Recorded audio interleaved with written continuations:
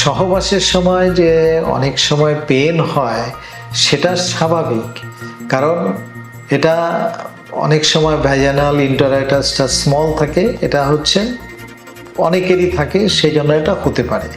আর একটা পেন সাধারণত দু রকমের হয়, একটা হচ্ছে সুপারফিশিয়াল পেন, একটা হচ্ছে ডিপ পেন। সুপারফিশিয়াল পেন কিসে হবে?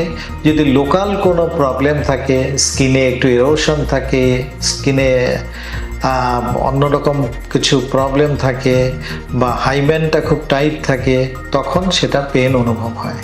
ডিপ পেন কি? ডিপ পেলভিক পেন, সেটা হচ্ছে অনেক সময় এন্ডোমেট্রিওসিসের জন্য বা ইনফেকশনের জন্য বা ইরিটেবল বাউল সিনড্রোমের জন্য ডিপ পেন হতে পারে। এই ধরনের পেন সুপারফিশিয়াল হোক আর ডিপ হোক, যেটাই হোক, সঙ্গে সঙ্গে ডাক্তারের সঙ্গে যোগাযোগ করে ট্রিটমেন্ট করিয়ে নেওয়া উচিত।